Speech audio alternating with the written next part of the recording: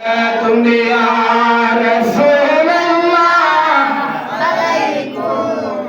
সালাম ইয়া হাবিবাল্লাহ খবর লও ইয়া রাসূলুল্লাহ খবর লও মেরে আকা মেরে মাওলা খবর লও সালাম দুনিয়া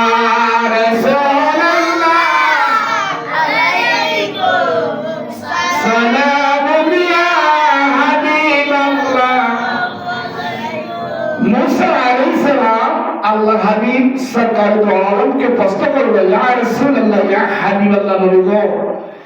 আমি তো দুনিয়াতে ইসলামটা প্রচার করতে গিয়ে আমার একটা অভিজ্ঞতা আছে যে আমার উম্মতেরা তো পরিপূর্ণভাবে ইবাদতটা করতে পারে নাই আমার উম্মতেরা পরিপূর্ণভাবে আমার রিসালাতের বাণীগুলো মানতে পারে না আমি অনেক চেষ্টা করেছি ও হাবিব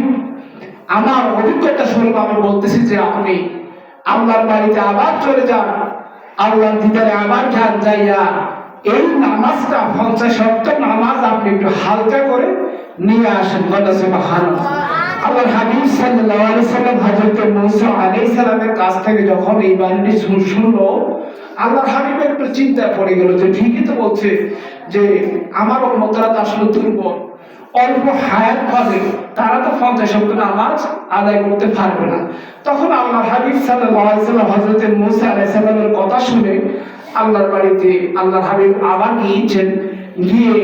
আল্লাহর সাথে আবার কথাবার্তা বলে 5 ওয়াক্ত নামাজ কমিয়েছেন এবার কত ওয়াক্ত আসছে 45 ওয়াক্ত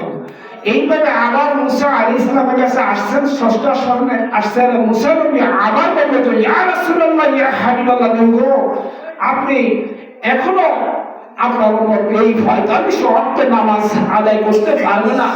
আপনি একটা কাজ করেন আপনি আবার আল্লাহর কাছে যান আপনি এটাকে আরো হালকা করেন এইভাবে আল্লাহর হাবিব সাল্লাল্লাহু আলাইহি সাল্লাম দ্বিতীয়বার যখন আল্লাহর কাছে আবার গিয়েছেন আল্লাহ পাক রব্বুল আলামিন 5 ওয়াক্ত নামাজ আরো 5 ওয়াক্ত নামাজ বাদ দিয়ে 40 ওয়াক্ত নামাজের হাদিয়া দিয়ে আল্লাহর হাবিব আবার ষষ্ঠ আসমানে আসেন সুবহানাল্লাহ মুসা নবী বলল ইয়া রাসূলুল্লাহ ইয়া হাবিবাল্লাহ নবী গো 40 ওয়াক্ত নামাজ নিয়ে দ্বিতীয়বার আসলেন ওগো আল্লাহর হাবিব আমার মন বলতেছে এখনো আপনার উম্মতেরা 40 ওয়াক্ত নামাজটা আদায় করতে পারবে না মুসা নবী আল্লাহর হাবিবকে আবার বলতেছে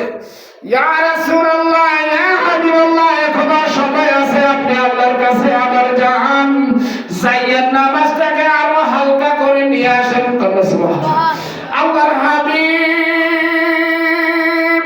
মুসা নবীর কথাটা শোনা মাত্র আবার নবীজি আল্লাহর কাছে চলে গেল আল্লাহর কাছে গিয়ে আরো 5 ওয়াক্ত নামাজ কমিয়ে আনলো